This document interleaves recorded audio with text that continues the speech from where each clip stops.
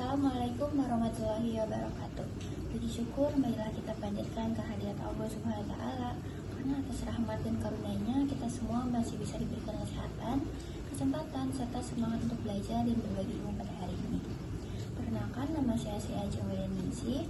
Saya dari kelas 3A Manajemen dengan NPM 0211244044. Pada kesempatan kali ini, saya akan membawakan presentasi dengan judul Stop Body Shaming, Setiap Tubuh Punya Cerita. Tujuan saya membawakan topik ini adalah untuk mengajak kita semua memahami betapa pentingnya menghargai perbedaan fisik dan berhenti memberikan komentar negatif tentang tubuh orang lain. Karena terkadang ucapan yang terdengar sepele bisa meninggalkan luka yang tidak terlihat. Jadi, pada kesempatan kali ini, kita akan belajar bareng bagaimana cara berbicara dengan empati dan menumbuhkan rasa percaya diri tanpa harus menjatuhkan orang lain. Baik, jadi di sini pada slide yang pertama ini ada daftar isi. Yang pertama ini kita akan membahas apa itu body shaming, lalu ada pengalaman pribadi saya, selanjutnya ada permasalahan utama, dampak negatif, dan tentu ada solusi. Lalu saya juga menambahkan kutipan, lalu ada manfaat meningkatkan body shaming, dan yang terakhir adalah penutup. Pada saat ini kita akan membahas apa itu body shaming. Body shaming adalah tindakan mempermalukan, mengkritik, atau memberikan komentar negatif terhadap bentuk tubuh seseorang. Sayangnya hal ini masih sering dianggap sebagai candaan biasa, padahal dapat menimbulkan luka batin dan berdampak pada kesehatan mental korban. Di tengah tekanan sosial dan standar kecantikan yang tidak realistis, banyak individu merasa tidak percaya diri terhadap dirinya sendiri. Oleh karena itu, penting bagi kita untuk memahami dampak body shaming dan mulai membangun budaya menghargai perbedaan fisik antar individu. Lalu di sini ada pengalaman pribadi saya. Saya pribadi sering kali mendapatkan ucapan dari orang lain yang ucapannya itu seperti makan yang banyak biar gemukan, atau kamu kurus banget sih, nggak pernah makannya. Nah, mungkin bagi orang lain itu terdengar sepele dan hanya candaan saja. Namun bagi saya hal itu menimbulkan rasa yang tidak nyaman. Nah, komentar semacam itu membuat saya merasa dinilai hanya dari penampilan, bukan dari siapa saya sebenarnya. Saya pribadi juga pernah merasa tidak nyaman dengan tubuh saya sendiri.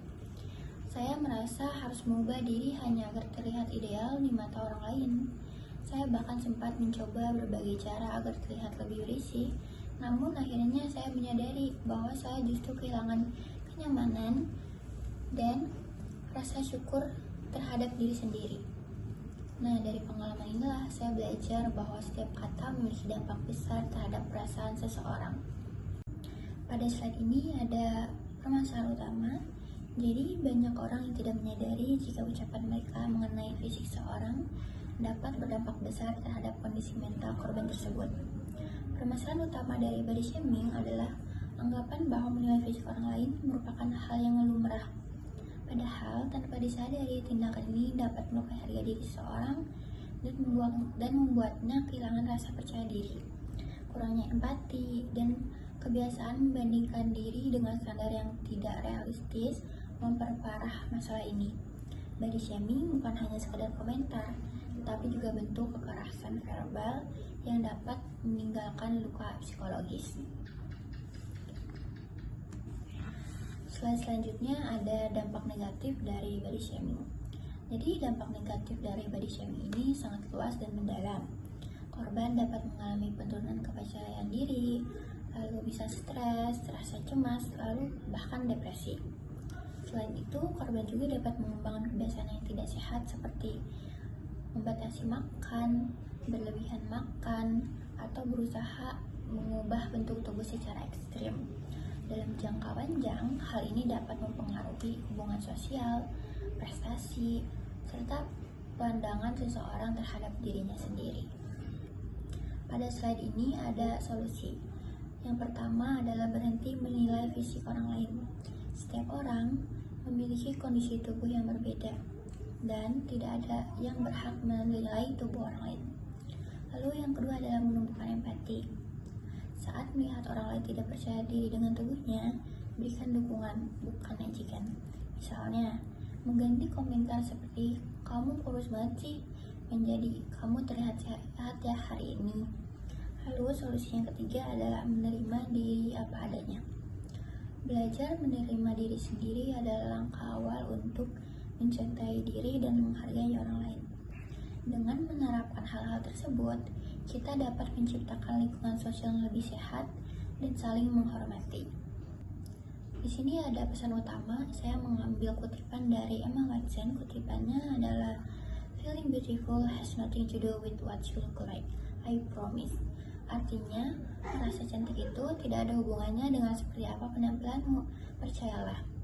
Kutipan ini mengingatkan kita bahwa keindahan sejati tidak diukur dari penampilan fisik semata, melainkan dari bagaimana cara memandang dan menghargai diri sendiri.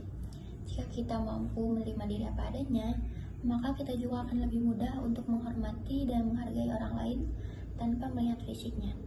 Dengan cara inilah, budaya saling menghormati dapat tumbuh dan menghentikan kebiasaan body shaming di sekitar kita. Di sini ada manfaat menghentikan body shaming.